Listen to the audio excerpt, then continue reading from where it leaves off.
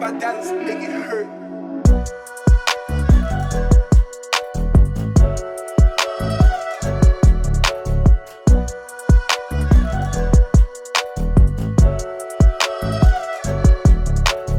Hello guys, कैसे हैं आप सब लोग। लास्ट वाली स्ट्रैटेजी वीडियो 5 को आ चुकी है and I am very much happy कि आप लोगों ने उस पर बहुत ज़्यादा अच्छा रिएक्शन दिया है।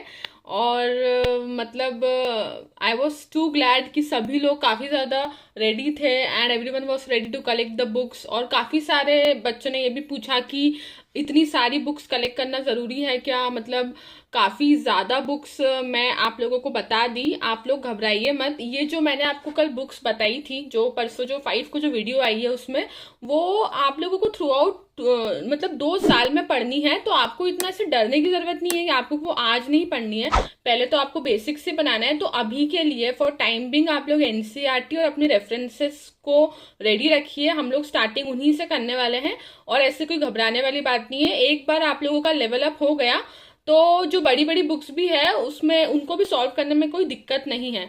और एक और चीज, नीट वाले भी काफी ज्यादा ऑफेंड हुए कि हम लोगों के लिए कोई कंटेंट नहीं था, हम लोगों के बारे में कुछ बोला नहीं, हमें कोई सी बुक सजेस्ट नहीं की। तो नीट वालों को तो ऑब्वियसली एनसीईआरटी एंड रेफरेंसेस पढ़ना ही है। तो neat always go hand in hand. तो प्लीज कोई भी ऑफेंड ना होइए। और जो लोगों को बुक्स से काफी ज्यादा वो लगा है, डर लगा है, तो आप लोग अभी हाल एनसीईआरटी और रेफरेंसेस से चालू कीजिए। और एक और चीज, आप लोगों को बुक्स की लिंक्स नहीं मिली थी शायद लास्ट वीडियो में, तो उसके लिए I am really really sorry. इस वाली ये वाली जो वीडियो है इसके डिस्क्रिप्शन में आपको सभी की लिंक्स मिल जाएगी, स्पेशली आपको एनसीईआरटी और रेफरेंसेस की।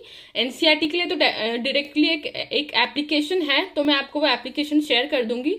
तो अभी जैसे लॉकडाउन चल रहा है तो काफी सारे लोग परचेस नहीं कर पा रहे हैं, प्लस अभी फ्लिपकार्ट अमेजोन कोई भी डिलीवर भी नहीं कर रहा है। तो मेन चीज ये है कि आप अभी आप लोगों को कुछ ना कुछ ऑनलाइन पीडीएफ से ही काम चलाना पड़ेगा।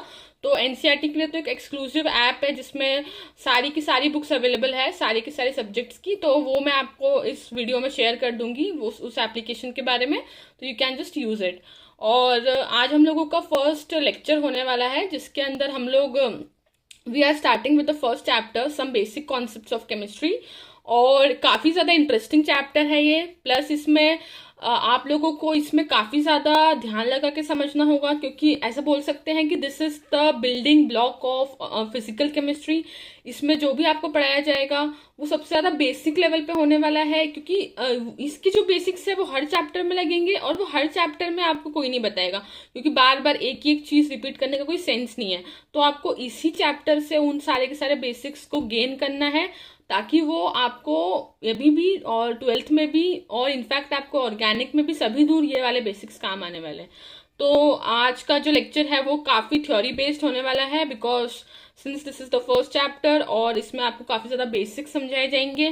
तो ज्यादा कुछ ऐसा न्यूमेरिकल और हैवी नहीं होने वाला है। तो जस्ट आप लोग कंसंट्रेट कीजिए, थ्योरी को समझिए, डेफिनेशंस पर ध्यान दीजिए, और इसके बाद एक बार मुझसे पढ़ने के बाद आप इसे बुक से पढ़िए और फिर आप नेक्स्ट लेक्चर का वेट कीजिए जिसमें हम लोग इसे और कंटिन्यू करेंगे। तो come on, let's start now.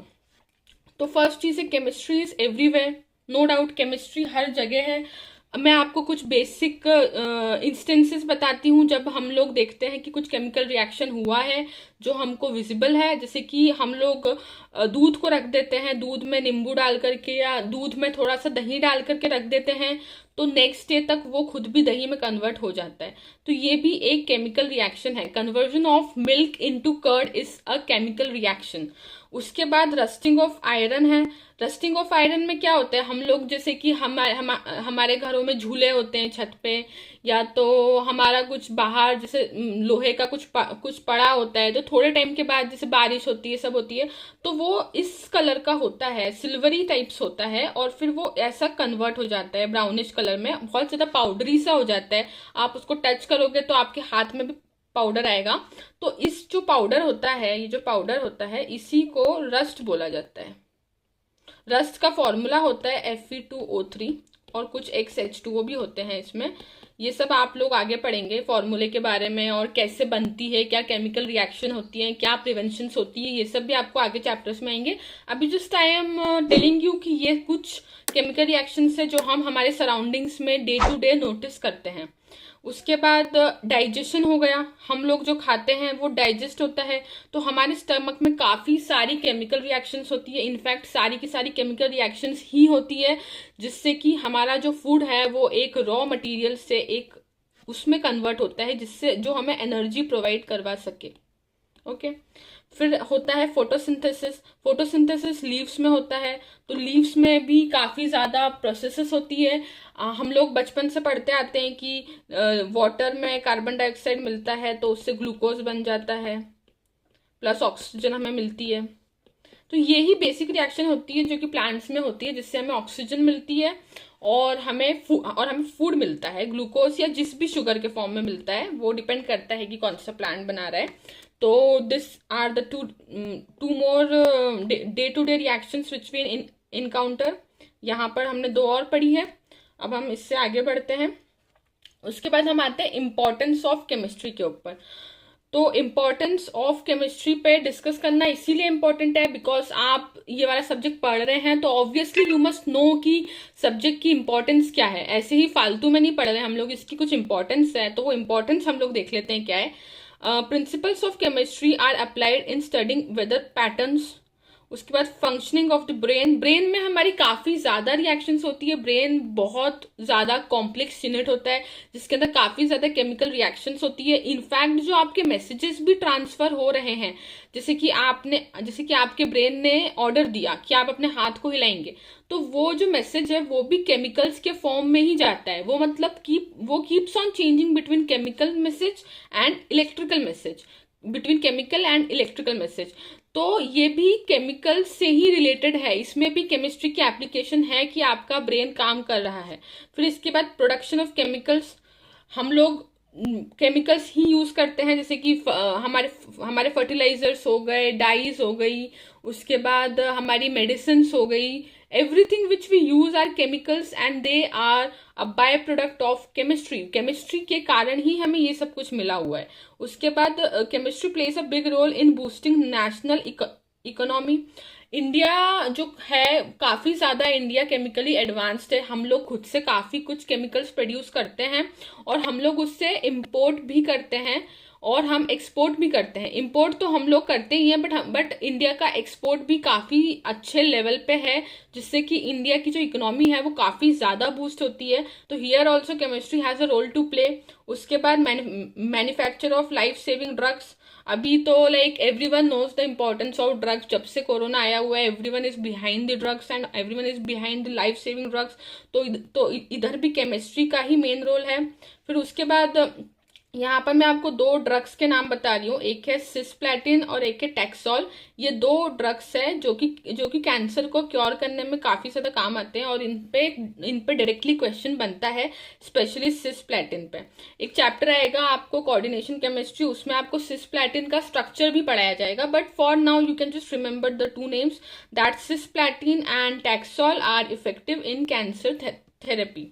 Okay, then we move on to the next point. Chemistry is important because everything we do is chemistry. This line is very important because everything we are doing, everything we are like eating, we are consuming, everything has to do with chemistry. So chemistry is very very very important, right? Okay, let's move forward.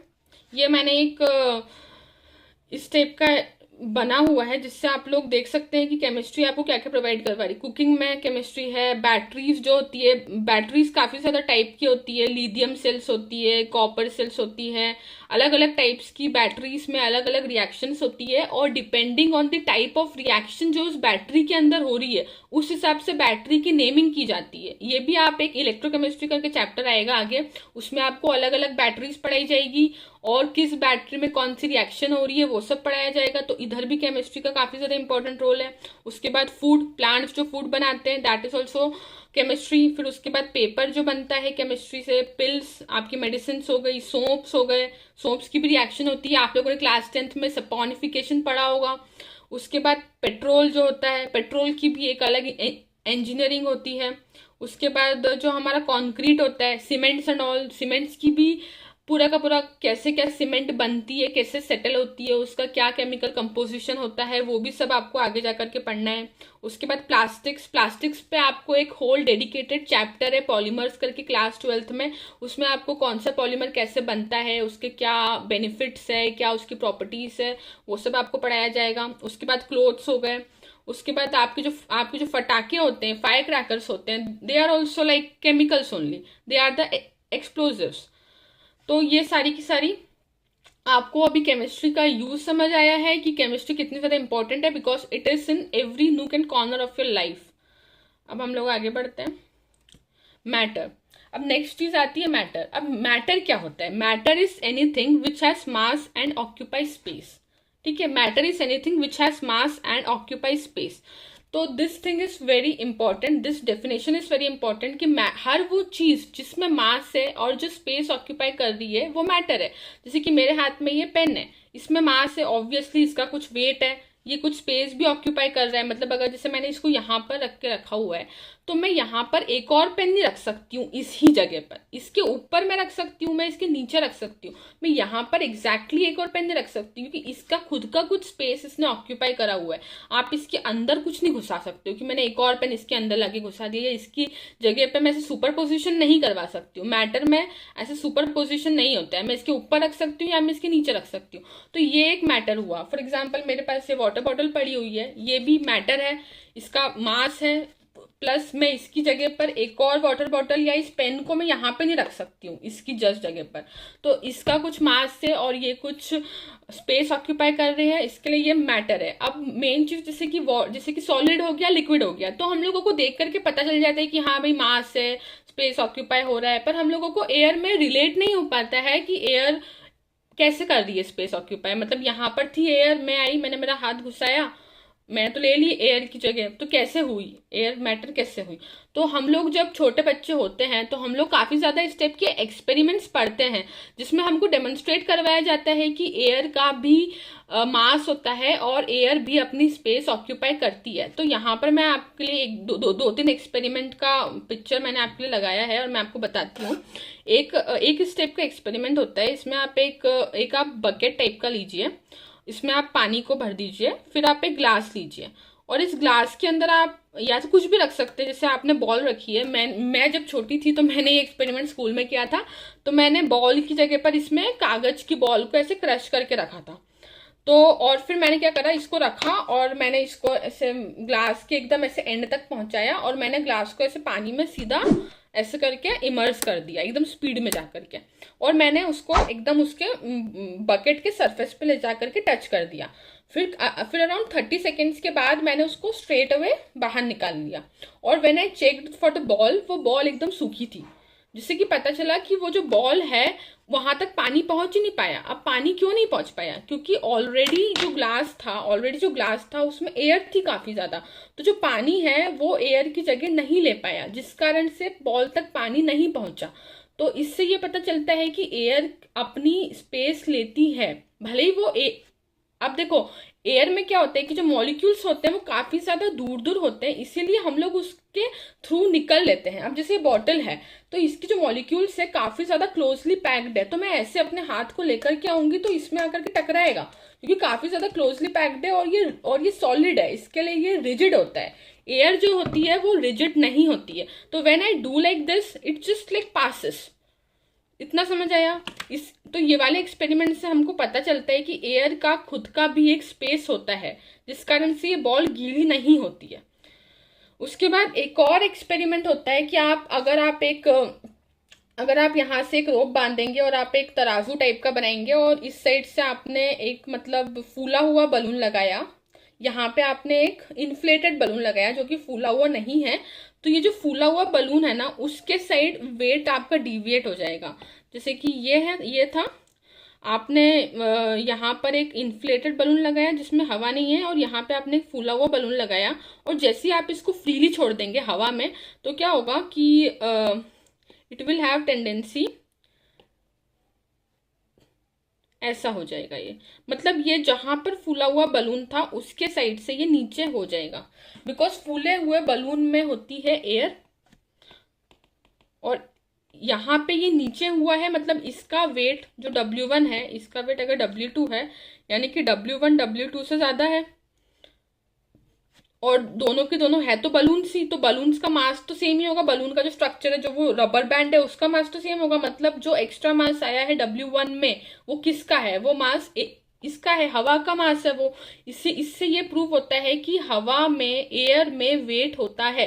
Last experiment से हमने ये prove किया है कि जो air होती है वो अपना स्पेस लेती है। और इसके बाद वाले, यानी कि ये वाले एक्सपेरिमेंट से हमने ये प्रूव किया है कि एयर में वेट भी होता है।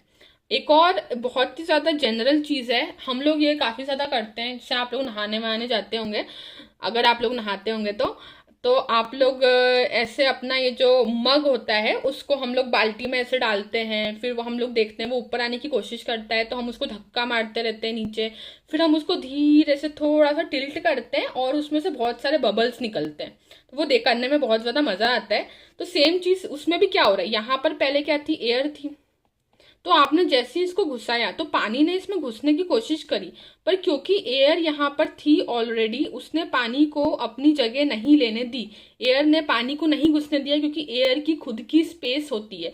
पर जैसे ही आपने इसको थोड़ा सा टिल्ट करा तो एयर को बाहर निकलने का यहाँ से स्पेस मिल गया। और देखो रूल क्या होता है, एयर जो होती है वो पानी से लाइट होती है। तो एयर की टेंडेंसी होती है ऊपर रहने की। जो भी चीज लाइट होती है, जैसे कि गर्म हवा हो गई, ठंडी हवा हो गई, तो गर्म हवा हमेशा लाइट होती है। तो गर्म हवा हमेशा हमारे रूम के ऊपर ऊपर के उसमें रहती है, और जो ठंडी हवा होती है वो नीचे नीचे रहती है। यहाँ पर भी सेम चीज हो रही है। जैसे कि एयर है, ये काफी ज्यादा लाइट है वाटर के कंपैरिजन में, तो it will try to move to the surface of water. तो जैसे ही आपने थोड़ा सा भी इसको टिल्ट करा ना, तो एयर सारी की सारी बाहर निकल जाएगी, और जैसे वो बाहर निकलेगी वो in the form of bubbles बाहर निकलेगी और पानी इसके अंदर चला जाएगा। तो ये भी काफी ज्यादा कॉमन चीज है जो सभी लोगों ने अपने लाइफ में की होगी at some point of time. मैं तो आज भी करती हूँ।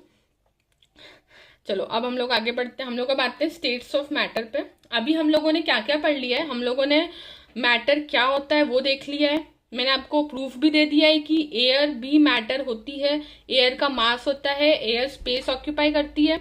उसके बाद हम लोगों ने इम्पोर्टेंस ऑफ केमिस्ट्री देख लिया, केमिस्ट्री क्यों इम्पोर्टेंट है। अब हम लोग आगे बढ़ते हैं स्टेट्स ऑफ मैटर पे। तो बेसिकली 3 स्टेट्स ऑफ मैटर होते हैं हमारे काम के। ऑल्दो अभी 2 और स्टेट हो चुके हैं, साइंटिस्ट ने डिस्कवर कर चुके हैं। एक हमारा होता है प्लाज्मा और एक होता है हमारा बोस आइंस्टाइन कंडेंसेट। बट वो आप लोगों के अभी काम का नहीं है, बिकॉज एज सच उन पे कोई आपकी बुक्स में थ्योरी नहीं है, और it's not of very much importance to you. तो हम लोग यहाँ पर अभी हम यहाँ पर 3 स्टेट्स पढ़ने वाले हैं, which is solid, liquid and gases. हम सभी को 1 बाय 1 पढ़ेंगे। तो starting with solids, anything that has melting point above room temperature is solid. मैंने बहुत सारी बुक्स में देखा है कि सॉलिड की डेफिनेशन के नाम पर वो उसकी बहुत सारी प्रॉपर्टीज पढ़ा देते हैं कि सॉलिड वो होता है, रिजिड होता है, सॉलिड को आप ऐसे डिफॉर्म नहीं कर सकते हो, सॉलिड के मॉलिक्यूल्स काफी ज्यादा पास पास होते हैं। बट जो बेसिक डेफिनेशन है सॉलिड की वो ये होनी चाहिए कि सॉलिड हर वो चीज सॉलिड है जिसका मेल्टिंग पॉइंट रूम टेम्परेचर से ज्यादा है। फॉर एग्जाम्पल ये पेन है, तो ये पेन अभी हाल सॉलिड है, जरूरी नहीं कि हमेशा सॉलिड रहे। हो सकता है मैं टेम्परेचर बहुत ज्यादा बढ़ा दूं तो ये पेन भी मेल्ट हो जाए। जैसे कि हमारे पास ग्लास है, ग्लास पता नहीं कहाँ गया, छोड़ो। जैसे कि हमारे पास अगर एक कांच का ग्लास है, ग्लास छोड़ो, ये बॉटल के एग्जांपल लेते हैं। ये बॉटल प्लास्टिक की बनी है। सबको पता है कि प्लास्टिक जो होता है वो मेल्ट होता है। अब अभी हाल ये बॉटल सॉलिड है, अगर मैं अभी जैसे रूम टेम्परेचर होगा जितना भी, अगर मैं रूम टेम्परेचर को लाइक 80-100 तक लेकर के जाती हूँ तो ये बॉटल ऑटोमेटिकली मेल्ट हो जाएगी, तो ये बॉटल लिक्विड में कन्वर्ट हो जाएगी। तो कोई भी चीज जिसका मेल्टिंग पॉइंट रूम टेम्परेचर से ज्यादा है तो वो रूम टेम्परेचर पे तो सॉलिड रहेगी हम लोगों के लिए, तो वो वाली चीज होगी सॉलिड। इतना है समझ में। वैसे हम लोग लिक्विड को भी डिफाइन कर सकते हैं, हम लोग आगे करेंगे। पहले हम लोग सॉलिड की प्रॉपर्टीज को देख लेते हैं। तो फर्स्ट पॉइंट पे मैंने लिखा है anything that has melting point above room temperature is solid. फिर in solid particles are tightly और क्लोजली पैक्ड। सॉलिड्स में क्या होता है, ऐसे पास पास होता है अरेंजमेंट। तभी ये काफी ज्यादा टाइट होता है। इतना पास पास होता है तो काफी ज्यादा पैक्ड होता है, इसीलिए हम लोग सॉलिड को ऐसे दबा नहीं सकते इतनी आसानी से, इसके हम लोग पास थ्रू नहीं कर सकते हैं। तो ये सेकेंड पॉइंट यही बोल रहा है, the gaps between the particles are tiny and hence it is tough to compress them. Obviously gaps are tiny, gaps को एक और चीज बोली जाती है वॉइड्स, एक थोड़ा सा टेक्निकल लैंग्वेज में गैप्स को वॉइड्स बोला जाता है। तो आप लोग को कई वॉइड्स देखने को मिलता है, तो just don't get confused, voids are gaps, ठीक है। तो the gaps between the particles are tiny and hence it is tough to compress them. फिर solid has a fix shape and volume, obviously solids का fix shape होता है, pen का shape यही है, पेन ऐसा अपना शेप चेंज नहीं करेगा, ऑब्वियसली पेन का शेप हमेशा ऐसे ही रहेगा, अनलेस मैं इसको मेल्ट करके एक लिक्विड बना करके इसको कुछ और चीज में मोल्ड नहीं करूं। अभी तो ये सॉलिड है तो ये हमेशा सेम शेप का ही रहने वाला है। तो solid has fix shape and volume, volume भी सेम रहने वाली है। अभी अगर इसकी वॉल्यूम इतनी है तो इसको मैं अगर मेल्ट भी कर दूंगी तो भी इसकी वॉल्यूम इतनी ही रहेगी, और इसकी वॉल्यूम इस मतलब independent of the temperature and any other condition, volume same ही रहने वाली है इसकी। ओके, तो solid has fix shape and volume due to its rigid nature, particles in solid can only vibrate about their mean position and cannot move. देखो क्या होता है सॉलिड्स में, ऐसे सारे के सारे पास पास रखे हुए हैं, तो अब ये क्योंकि इतने ज्यादा पास होते हैं कि अगर इस पर्टिकुलर, जैसे कि मैं बताऊं, अगर इसको मूव करना है, ये वाले को मूव करना है, ये वाले एटम को मूव करना है, तो वो ज्यादा मूव नहीं कर सकता, क्योंकि उसके साइड में भी एक एटम है, उसके इस साइड भी एक एटम है, ज्यादा वो मूव नहीं कर सकते, वो सिर्फ अपनी प्लेस पर थोड़ा सा मूव कर सकते हैं, आगे पीछे हो सकते हैं। तो इसके लिए ये वाला पॉइंट है, due to its rigid nature. Rigid nature क्यों है? क्योंकि इतने ज्यादा पास है। Due to its rigid nature, particles in solid can only vibrate about their mean position and can not move. बस वो अपने इसी पोजीशन पे थोड़ा बहुत आगे पीछे होता रहेगा, but it can not move very much. जैसे कि गैसेस है, गैसेस तो यहाँ से उठ करके यहाँ भी चली जाएगी, वो इतना नहीं कर सकते, वो ऐसे ही रहेगा, इसीलिए तो वो रिजिड होता है, क्योंकि वो ज्यादा मूव नहीं कर सकता। अब इमेजिन करो ये पेन का अगर मॉलिक्यूल बहुत ज्यादा मूव कर गया तो पेन तो ऐसे डिस्पर्स होने लग जाएगा थोड़े टाइम बाद। जैसे कि वो थैनोस ने चुटकी बजाई थी तो सब लोग कैसे एकदम ऐसे एकदम एशेस बन करके उड़ रहे थे लोगों, वैसे ही होने लग जाएगा अगर ये पेन के जो मॉलिक्यूल्स है वो ऐसे मूव करने लग गए, तो पेन थोड़े टाइम में तो आपके हाथ से गायब हो जाएगा। तो सॉलिड्स की यही स्पेशलिटी होती है कि इनके जो पार्टिकल्स होते हैं वो काफी ज्यादा रिजिडली पैक्ड होते हैं, जिस कारण से वो ज्यादा मूव नहीं कर सकते अपनी पोजीशन से, सिर्फ वहां पर हल्का सा मूवमेंट कर सकते हैं। अभी अगर गैस होती तो गैस तो यहाँ से उठ करके वहां चली जाती, कहीं भी चली जाती। Okay, I think this much is clear. हम लोग आगे बढ़ते हैं। Forces of attraction between the particles is adamant, मतलब जो फोर्स ऑफ अट्रैक्शन होता है between the particles of solid वो भी काफी ज्यादा होता है, तभी वो इतने पास है। अगर फोर्स ऑफ अट्रैक्शन ज्यादा नहीं होता तो वो पास नहीं रहते, जैसे कि गैसेस में कम होता है। अभी हम लोग वो भी देखेंगे गैसेस का आगे, पहले हम लोग सॉलिड्स का डिटेल में देख लेते हैं। फिर the rate of diffusion is in solids is very low, ये वाली चीज काफी ज्यादा आप लोगों को देखने को मिलेगी। जैसे कि आप अगर दो गैसेस को लेते हैं अलग अलग कलर्स की, और उनको जैसे एक को आपने एक ग्लास में लिया, एक को दूसरे ग्लास में लिया, और जैसे ही आप ऐसे ग्लासेस को पैक करके ला करके ऐसे आप ज्वाइन करेंगे, अगर वो ग्लासेस ट्रांसपेरेंट है तो फटाक से जो कलर है वो पूरा का पूरा मिक्सअप हो जाएगा। सेम होता है लिक्विड के साथ, अगर आप जैसे पानी है, पानी के अंदर अगर आपने ब्लू कलर की रेड कलर की इंक डाली तो विद इन सेकेंड्स पूरा का पूरा पानी जो है वो आपका ब्लू हो जाएगा। पर सॉलिड्स में क्या होता है, मैंने एक एक्सपेरिमेंट किया था चेक करने के लिए। हम लोगों ने, हमारा जो व्हाइट बोर्ड होता था कोचिंग का, उसके ऊपर हम लोगों ने पेन से, हमारे मार्कर से एक साइड में एक ऐसी लाइन बना दी थी, और हम लोगों ने अब अगर आप उसको उसी टाइम पे मिटाओगे तो वो खत्म हो जाएगी वो लाइन, क्योंकि सॉलिड्स जो होते हैं वो डिफ्यूज नहीं होते हैं आसानी से। तो हम लोगों ने सोचा कि हम लोग देखते हैं कि ये लाइन कितने दिन के बाद मिटाने पर नहीं मिटती है, तो हम लोगों ने उसको बना करके छोड़ दिया। फिर हमने अराउंड उसको 7-8 महीने के बाद हमने उसको जा करके मिटाया, तो भी वो रब तो हो गई थी, ऑल्दो वो 100% रब नहीं हुई थी, क्योंकि जो मार्कर की जो इंक थी उसके मॉलिक्यूल्स और हमारे बोर्ड के जो हमारा वाइट बोर्ड था उसके जो मॉलिक्यूल्स थे वो थोड़े थोड़े से डिफ्यूज हो चुके थे। बट आप इस चीज़ को समझिए कि उसको अराउंड 6-7 मंथ्स लग गए थे इतना होने में, जबकि अगर उस जगह पे गैसेस होती तो विद इन सेकेंड्स हो जाती, और लिक्विड्स भी होते तो with in seconds with in minutes हो जाते। पर सॉलिड्स का रेट ऑफ डिफ्यूजन इतना ज़्यादा कम होता है कि आफ्टर 6-7 मंथ्स भी हम उसको रब कर पा रहे थे। ऑल्दो 100% रब नहीं हुआ, उस टाइम पर 100% हो गया था, पर 6-7 मंथ्स बाद 100% नहीं हुआ। बट स्टिल आप लोग जो रेट है उस पर मैं आपको बताना चाहती हूँ कि काफ़ी ज़्यादा स्लो होता है सॉलिड्स के डिफ्यूजन का। इसके बाद हम लोग आगे बढ़ते हैं। N example of solids: solid ice, sugar, rock, wood, etc. Okay, solids are all around you. Everything is solid: ice, chairs, mountains, bones, everything. Right? हम लोग अब आगे बढ़ते हैं, लिक्विड्स पे आते हैं अब हम लोग। हमारा next topic: liquids are anything that has melting point below room temperature and boiling point above room temperature.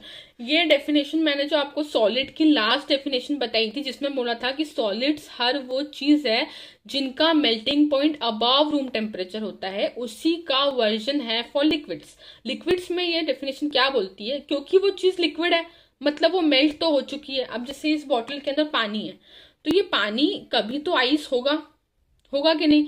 तो ये पानी जो था, इसका जो आइस वाला जो इसका वेरिएंट था, मतलब जो इसका सॉलिड वेरिएंट था, उसका जो मेल्टिंग पॉइंट था वो होता है 0 डिग्री सेल्सियस। वो रूम टेम्परेचर से कम था, ऑब्वियसली कम था। रूम टेम्परेचर हमारा 25-27 होता है, तो रूम टेम्परेचर से कम था, तभी वो मेल्ट हो गया। तो मतलब प्रेजेंट में क्या है, ये जो हमको ये जो लिक्विड दिख रहा है, प्रेजेंट में क्या है, इसका जो मेल्टिंग पॉइंट था वो रूम टेम्परेचर से कम था, इसीलिए ये लिक्विड है। मतलब लिक्विड्स क्या है, हर वो चीज जिसका मेल्टिंग पॉइंट रूम टेम्परेचर से कम है, और एक और चीज इसमें ऐड करो, जिसका बॉइलिंग पॉइंट रूम टेम्परेचर से ज्यादा है। क्योंकि अभी अगर इसका बॉइलिंग पॉइंट भी अचीव हो चुका होता, वाटर का बॉइलिंग पॉइंट होता है 100, अगर इसका बॉइलिंग पॉइंट भी अचीव हो चुका होता तो अभी हमको ये लिक्विड भी नहीं दिखता। इनफैक्ट अभी ये गैसेस जैसा स्टीम वेपर टाइप यहाँ पर घूम रहा होता। तो हर वो चीज जिसका मेल्टिंग पॉइंट तो रूम टेम्परेचर से कम है पर बॉइलिंग पॉइंट रूम टेम्परेचर से ज्यादा है, मतलब वो अभी हाल बॉइल नहीं हुआ है, वो जस्ट अभी मेल्ट हुआ है, वो लिक्विड है। So this is very simple definition, आप इसको समझने की कोशिश कीजिए। ये बहुत ज्यादा जनरलाइज डेफिनेशन है जो मैं आपको सॉलिड्स के लिए और लिक्विड्स दोनों के लिए बता चुकी हूँ। तो liquids are anything that has melting point below room temperature and boiling point above room temperature. In liquid state of matter, particles are less tightly packed as compared to solids. Obviously, मैंने आपको बताया था solids में इतना ज़्यादा पास पास arrangement होता है, उसके बजाय लिक्विड में थोड़ा सा लाइक दूर दूर होता है, थोड़ा सा, बहुत ज़्यादा दूर दूर नहीं होता है, थोड़ा सा सॉलिड्स के कंपैरिजन में दूर दूर होता है। तभी हम लोग इसको ऐसे मारेंगे तो कुछ नहीं होगा, पर अगर आप ऐसे पानी में मुक्का मारोगे तो आपका हाथ थोड़ा सा पास थ्रू हो जाएगा, पानी थोड़ा सा डिफॉर्म हो जाएगा। वैसे अगर अभी से पानी की बोतल है, इसको दबा रहे हैं तो कुछ नहीं हो रहा है, इसकी बजाय अगर एक पानी का पाउच होता जो हम लोग पीने के लिए लेते हैं, तो अगर वो पाउच होता तो आप उसको दबाते तो वो लाइक थोड़ा सा कंप्रेस हो जाता। तो यही चीज मैं आपको बताना चाह रही हूँ कि in liquid state of matter particles are less tightly packed as compare to solids.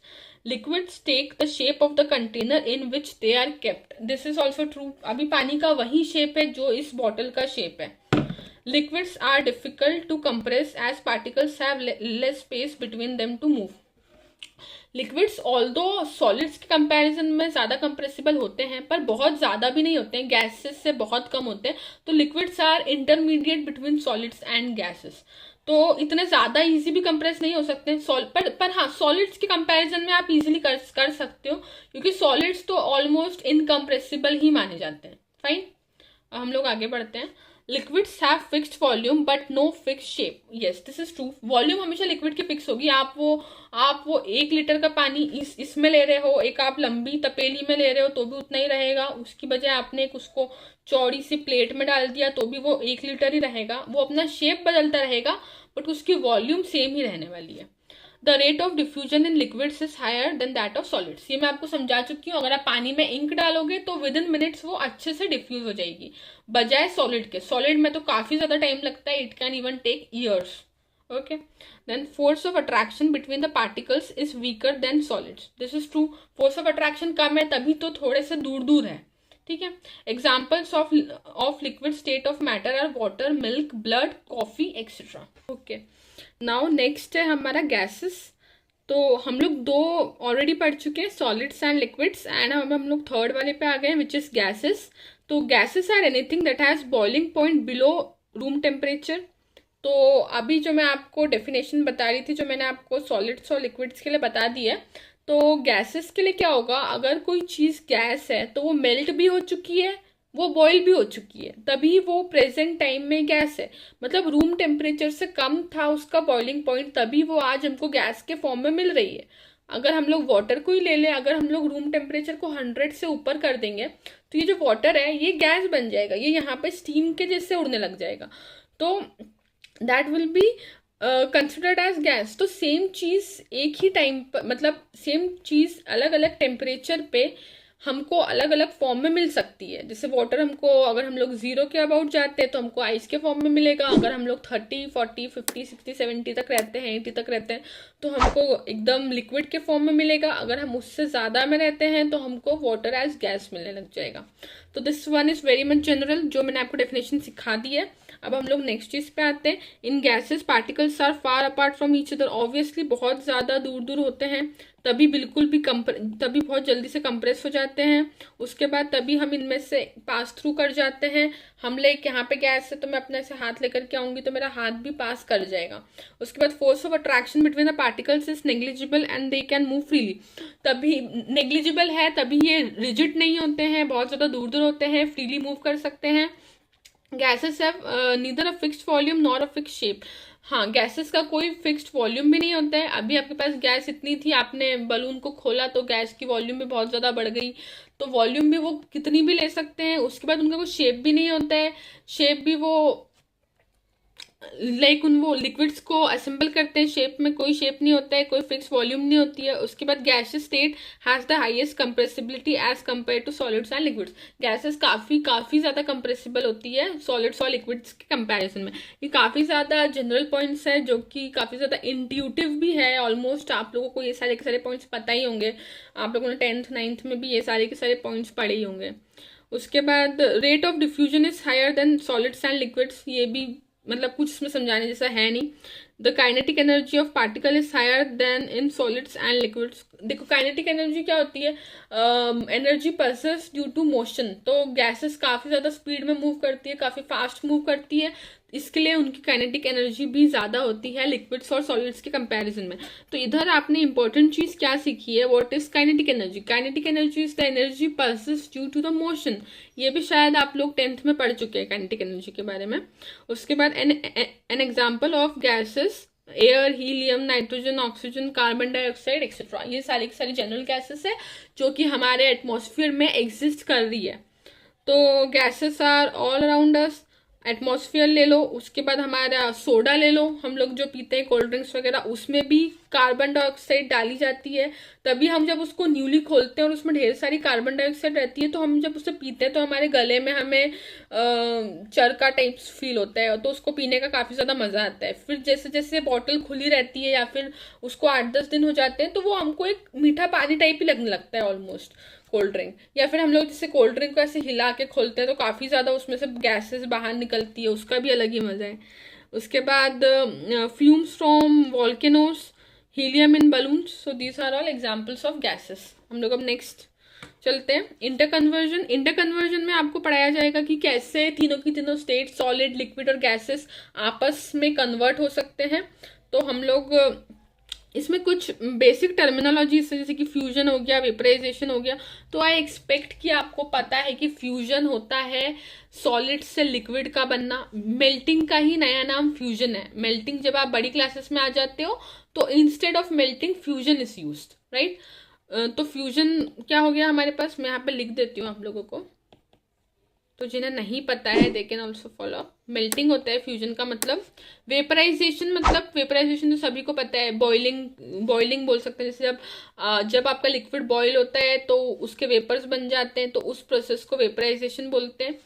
उसके बाद सॉलिडिफिकेशन क्या होता है आपका, फ्रीजिंग को आप सॉलिडिफिकेशन बोलते हो।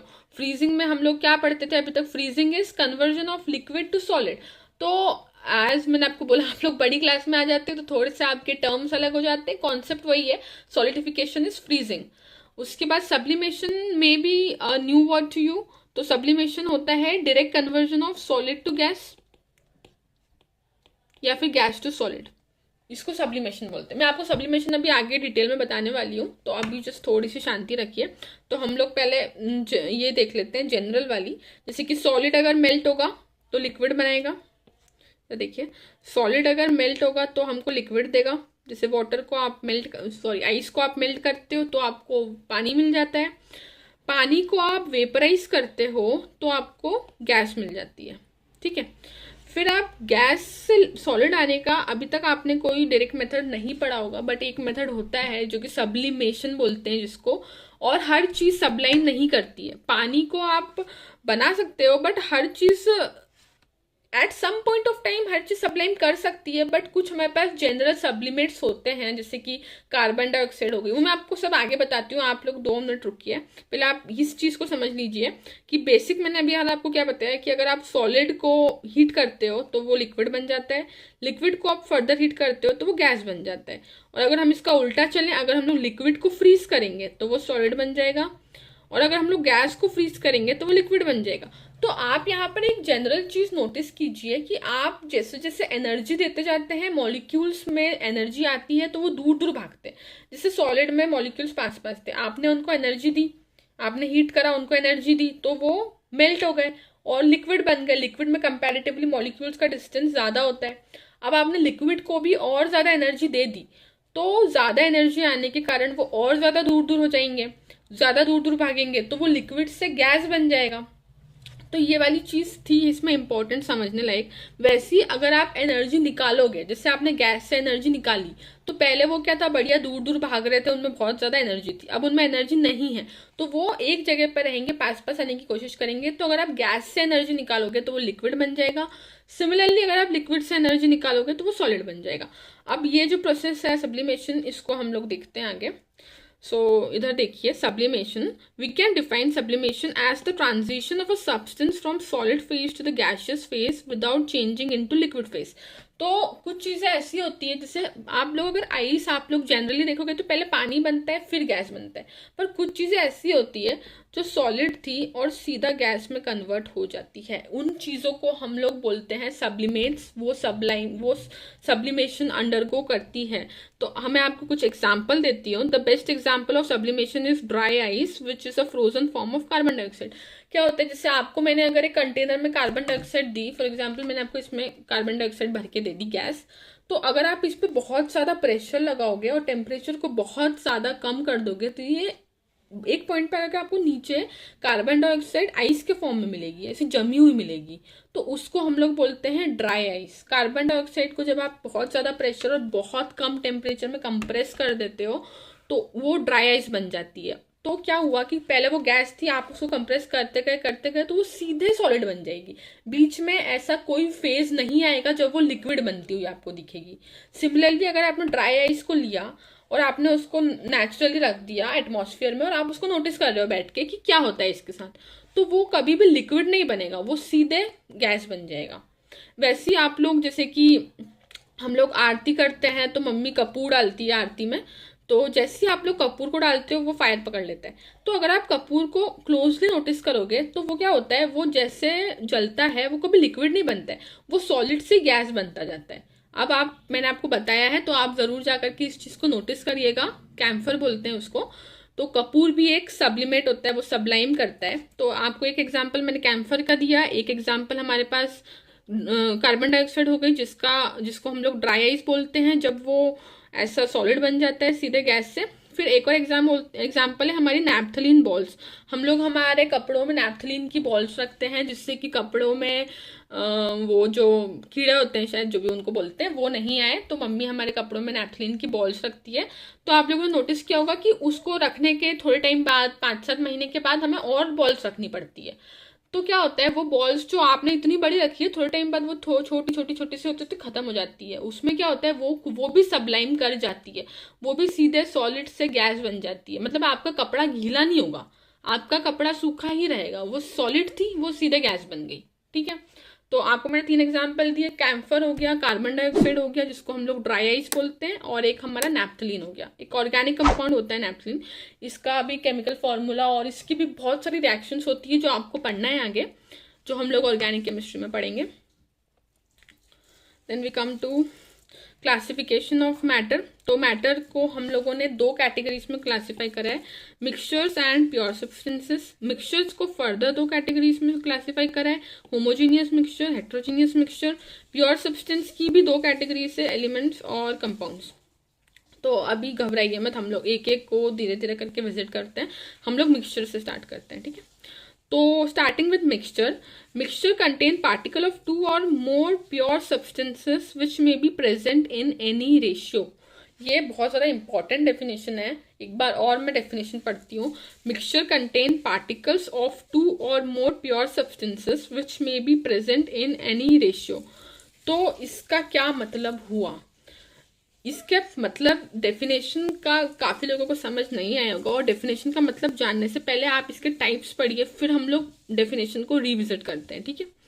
तो मिक्सचर के 2 टाइप्स होते हैं, एक होते हैं हेट्रोजीनियस मिक्सचर्स और एक होता है होमोजीनियस मिक्सचर। हम लोग पहले हेट्रोजीनियस देखते हैं। Composition is not uniform and sometimes different components are visible. देखो क्या होता है, आप लोग जैसे कि सेव परमल खा रहे हैं, तो सेव परमल एक मिक्सचर है। अब सेव परमल में क्या होता है कि कुछ भी यूनिफॉर्म तो होता नहीं, कंपोजिशन इज नॉट यूनिफॉर्म। कभी कभार क्या होता है कि सेव जो होती है वो सारी की सारी जाके नीचे पहुंच जाती है, फिर हम उसको बढ़िया हिलाते हैं और ऐसे ऐसे कुछ कुछ कुछ कुछ करके हम लोग सेव को ऊपर लेकर के आते हैं। तो कंपोजिशन यूनिफॉर्म नहीं होता है, और डिफरेंट डिफरेंट कंपोनेंट्स हमको विजिबल होते हैं। किसी एरिया में क्या होगा, आपको बहुत ज्यादा परमल परमल दिखेंगे, कहीं पे आपको बहुत ज्यादा सेव सेव दिखेगी, फिर हम सेव सेव वाला उठा करके खा लेते हैं। तो ये एग्जाम्पल हुआ हेट्रोजीनियस मिक्सचर का, जिसमें कंपोजिशन भी यूनिफॉर्म नहीं है और कंपोनेंट्स भी अलग अलग दिख रहे हैं। मतलब आपको हर जगह यूनिफॉर्मिटी नहीं दिख रही है, कहीं पे ज्यादा परमल दिख रहे हैं, कहीं पे ज्यादा सेव दिख रही है। और कंपोजिशन यूनिफॉर्म क्यों नहीं है, जैसे कि मैंने मेरा सेव परमल बनाया, तो मुझे ज्यादा सेव पसंद है तो मैंने ज्यादा सेव डाल ली, किसी को ज्यादा परमल पसंद है उसने ज्यादा परमल डाल लिए।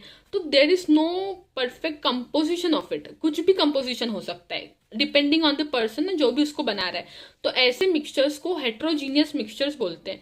तो examples are different types of pulses, sugar salt mixture, water oil mixture etcetera. Pulses भी अगर आप अलग अलग मिलाते हो तो आपने मिला के छोड़ दिए तो it will be just a heterogeneous mixture. Sugar salt का मिक्सचर है, वाटर ऑयल है, वाटर ऑयल कभी भी मिक्स नहीं होते हैं। अगर आप ये फोटो देखेंगे तो अगर आप पानी के अंदर ऑयल को डालेंगे तो कभी भी ये मिक्स नहीं होगा। तो ऑयल क्या होगा, अपने अलग अलग वो बना लेगा, बड़े बड़े ऐसे बबल्स बना लेगा अंदर, कुछ बबल्स बड़े होंगे कुछ बबल्स छोटे होंगे, तो कुछ भी आपको यूनिफॉर्म नहीं दिखेगा, कहीं पे आपको ज्यादा ऑयल दिख रहा है, कहीं पे ज्यादा पानी दिख रहा है। तो this is also an example of heterogeneous mixture.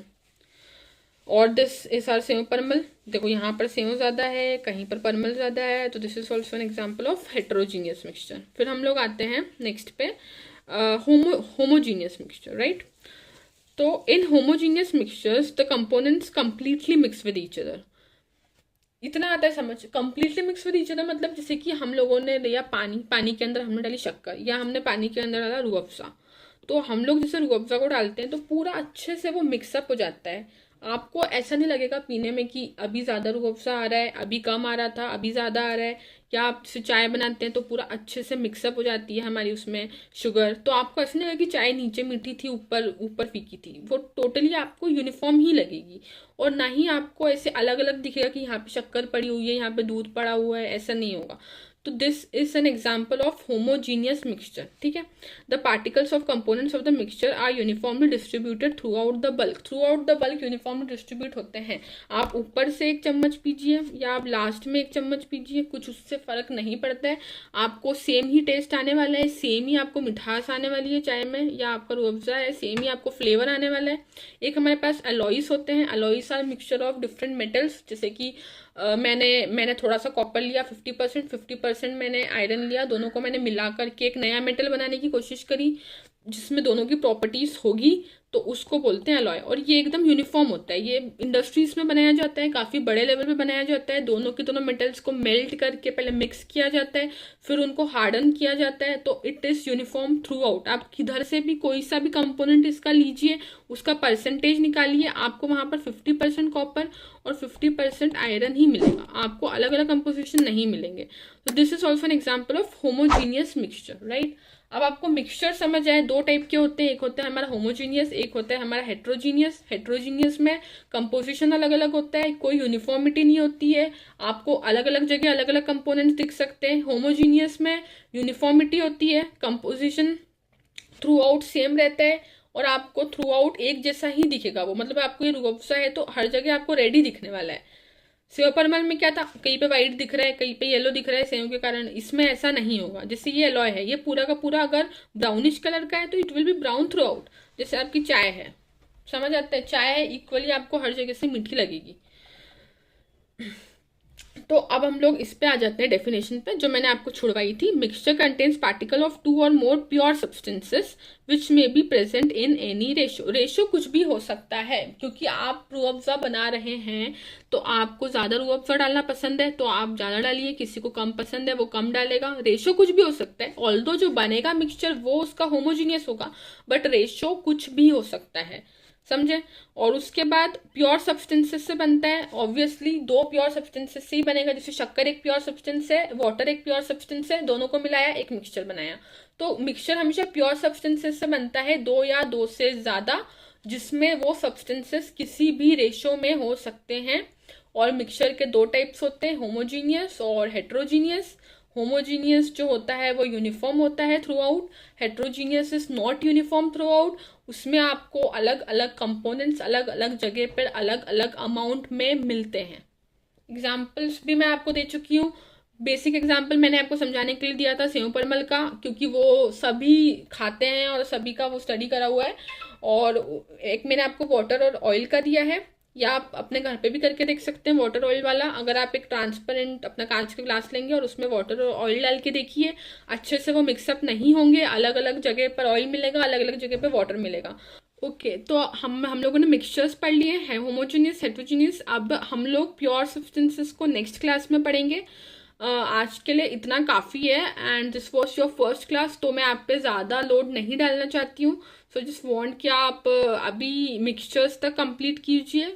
Mixtures is in the class of classification of matter, तो अभी आप मिक्सचर्स तक कंप्लीट कीजिए। I just want you to complete till here from NCERT and from the references whichever you are following. और next class में आप इतना पढ़ करके आइए, तो फिर हम लोग आगे का पढ़ेंगे, जिससे आपकी अंडरस्टैंडिंग बेटर होगी। और I just wrote this as homework for you. तो ये आप लोगों का होमवर्क है, read up till classification of matter. ये आपको इतना पढ़ करके आना है। Keeping in mind this was the first lecture, तो मैं काफ़ी ज़्यादा स्लो भी चली थी आप लोगों के लिए, और मैंने काफ़ी ज़्यादा बेसिक चीज़ें भी बहुत ज़्यादा आपको डिटेल में समझाई है। काफ़ी लोगों को बोरिंग भी लगा होगा, क्योंकि सेम चीज़ मैंने बहुत बार बोली, बट ठीक है, हम लोग को सभी को साथ में लेके चलना है। कुछ लोग अभी जस्ट पढ़ना स्टार्ट ही कर रहे हैं, तो सभी को साथ में लेकर के चलना है। तो नेक्स्ट टाइम से हम लोग न्यूमेरिकल्स भी सॉल्व कर रहे होंगे, और आप लोगों को मेक श्योर करना है कि जितना भी किसी पर्टिकुलर लेक्चर में पढ़ाया जाए उतना आप पढ़ करके आइए नेक्स्ट लेक्चर में। So thank you guys, and please don't forget to subscribe the channel, और वीडियो को लाइक कीजिए, कमेंट कीजिए, शेयर कीजिए। आप लोग लाइक करते हैं तो लाइक मुझे बहुत ज़्यादा मोटिवेशन मिलता है। आप लोगों ने लास्ट स्ट्रैटेजी वीडियो को काफ़ी ज़्यादा प्यार दिया, जिस कारण से I was too glad and I made this video with very much excitement. मुझे रियलाइज़ हुआ मैं लास्ट वीडियो में ज़्यादा हंसी नहीं थी, मेरी एनर्जी कम थी, तो आप लोगों ने वो मुझे बताया, उसके लिए भी थैंक्स। तो आई जस्ट प्रेड कि इस टाइम पे मेरा इस वीडियो में आप लोगों को वो वाली डिसअपॉइंटमेंट नहीं हो। Thank you so much.